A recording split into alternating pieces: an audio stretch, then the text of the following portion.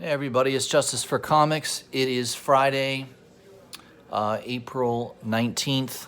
Wanted to shoot this video to highlight the top 10 list or the hot 10 list for this week, brought to you by CBSI. I'll kind of go over the list and kind of give you my thoughts on it. These are two books that are on the list. I won't give away where they are on the list, but one of them is not a big surprise. Naomi #1 has been a hot book for a long time. Next Wednesday, is the final printing, supposedly the final printing of Naomi #1.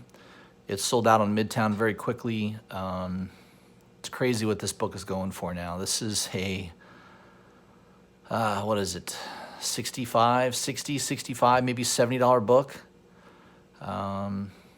I bought it off eBay not even a month, maybe a month ago or less, slightly less, or 3 weeks to a month.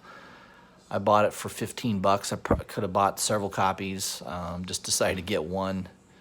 And it's a big book now. It's crazy.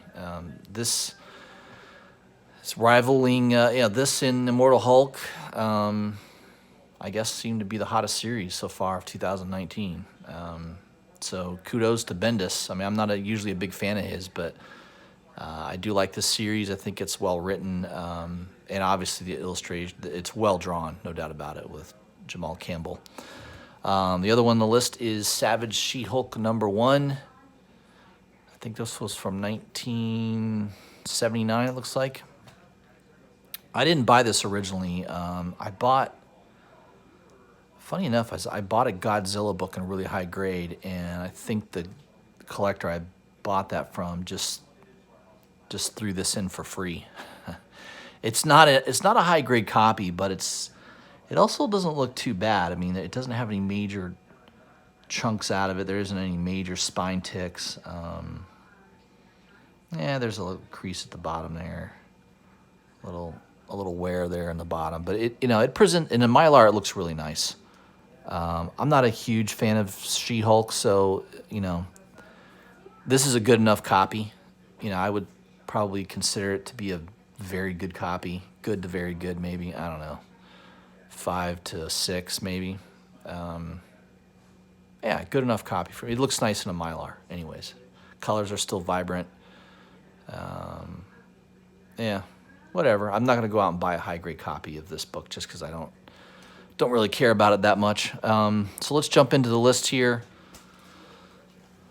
Top 10 list. We'll start off with number 10, Naomi #2.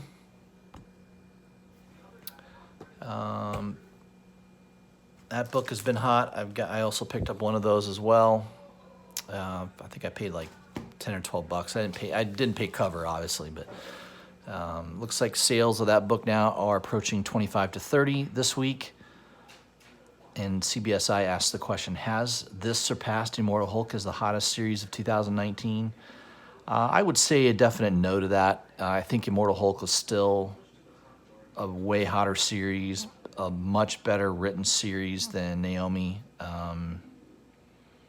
We're only 3 or 4 issues in as well, so Immortal Hulk's a little deeper in the storyline, and I don't think it's going to come close to beating Immortal Hulk. I think that will be the book of the year, in my opinion.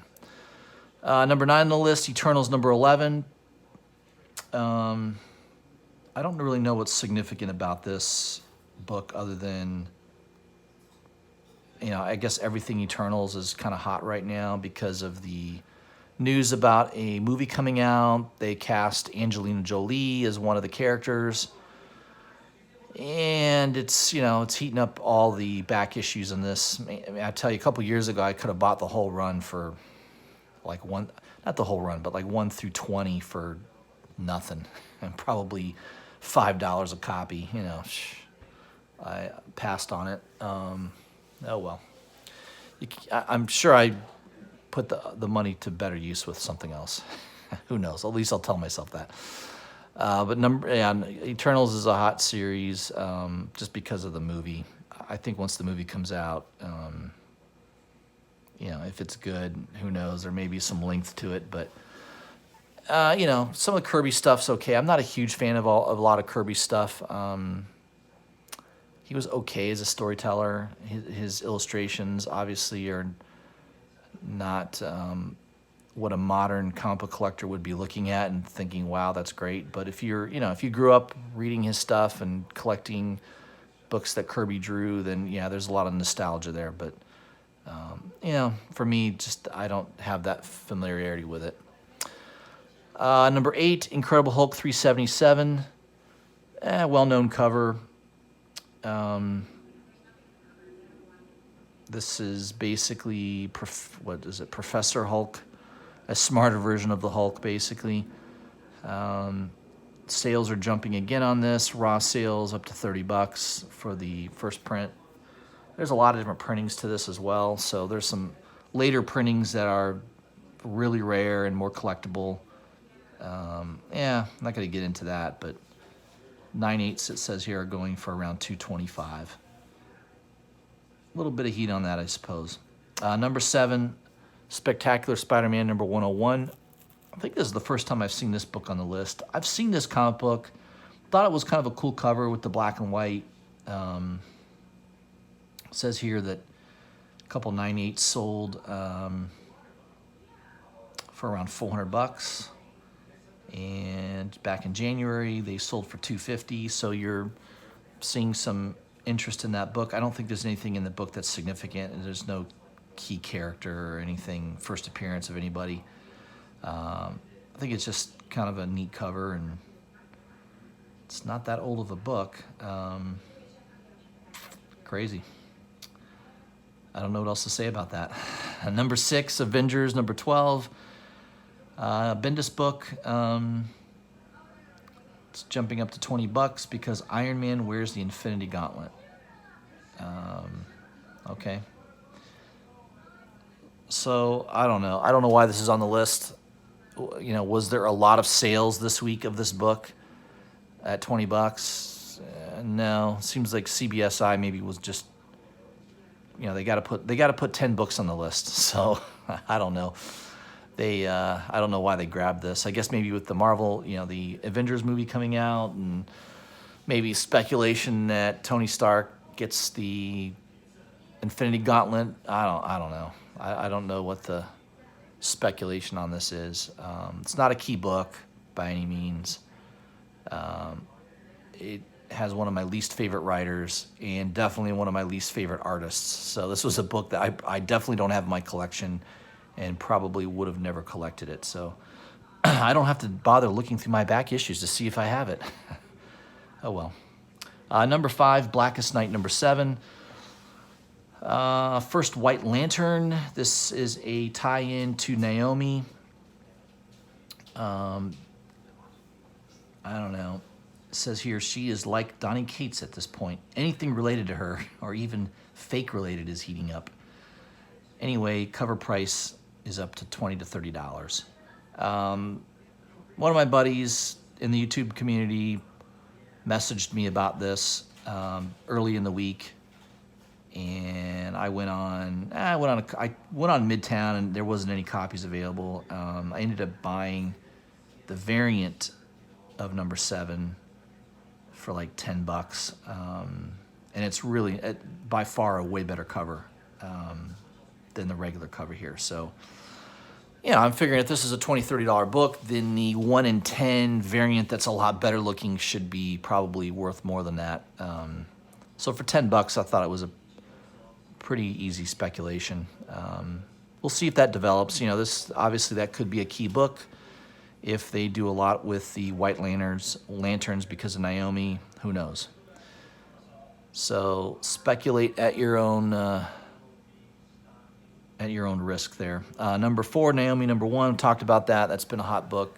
I was wrong. Raw copies are selling now between $70 and $80. Wow.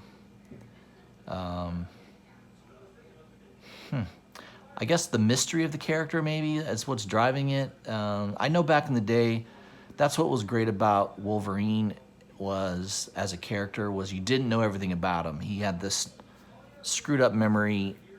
You knew he was old, but he'd spent some time in Japan. There was that mystery to the character that made Wolverine, I think, one of the most iconic superhero characters, was because you just did know everything about him. And that there was an allure to that. So I think Naomi, you're getting kind of the same thing. Not a lot is known about her. We don't know what her powers are exactly. There's a lot of mystery still. And I think Bendis is tapping into that a little. I think it's smart. If you keep people guessing, the readers don't exactly know where this character's going, don't know the powers of the character, the history, the background, the origin. You kind of keep that shrouded in mystery. So that's probably driving it to a degree right now. And of course, the artwork is fantastic. Super low print run on a hot book. Just like Immortal Hulk. No one was buying Immortal Hulk. The first 4 or 5 issues of Immortal Hulk I bought at my comic book shop. I could have bought all the number 1s I wanted. I could have bought all the number 2s. They sat on the shelf.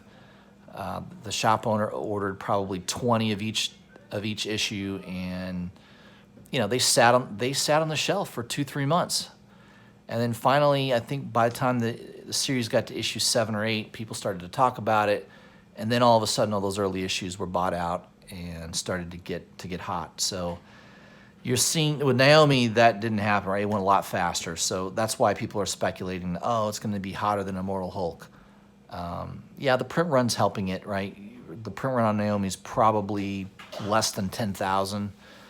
I'm thinking 10 to 20 might be the range. I don't know. I guess Comic Con will have those numbers out pretty soon, if they don't already. So I'm not too sure if that's out. Number 3 on the list, Justice League number 20, Jorge Jimenez, left and right variants.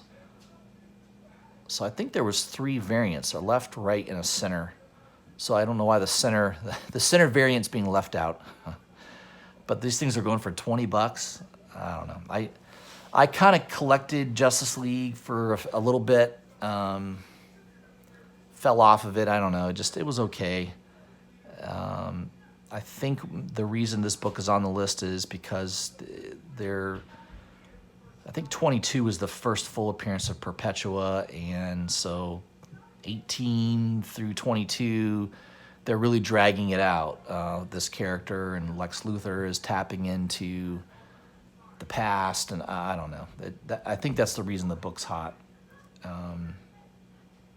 Other than that, I don't know why else it would be, but maybe you can clue us in on the comment section there. Number 2 on the list, Exiles. Number 3, the Puzzle Quest 1 in 10 variant. I remember when this book came out, it sold out immediately. It was a $15 to $20 book. I think Midtown had it for $15. It sold out very quickly, and on eBay it was instantly around, I remember it around $30. But it said last week there were sales between 20 and 25, and now it's up to 55, 60. So that's a good lesson. When something gets hot, wait a little while, the heat dies down on it, the price will drop a little bit. And then, if you really wanted that particular comic, you wait until no one's paying attention to it. Right now, I definitely would not go out and buy this book. $55 to $75 for this. It's not a first appearance of any character. All it is it's showing, what's her name? From the Marvel show, Peggy, I can't remember her name. The love interest of Steve Rogers back in the 20s, right? It shows her in the Captain America uniform. All right, it's a cool image, no doubt about it. It has that poster look to it from the 30s. So it's an homage to those posters in the 30s with the women in the workplace movement. So there's some nostalgia to that, and I can see why people like the cover. I mean, it's kind of a cool cover, but yeah, I think if you could pick this up below $50, I think that's, if you really want to own it, I would wait to see if it drops again. Maybe below 50 is where you'd want to buy it. I don't know if it's going to go back down to 20 or 25 again, but who knows?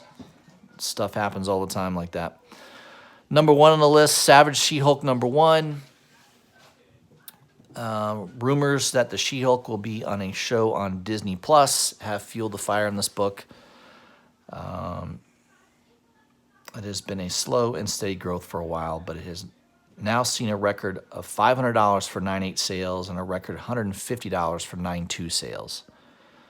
So yeah, there was probably a time just a few years back where you could have bought a lot of these early '80 Marvel books and high grade for really cheap.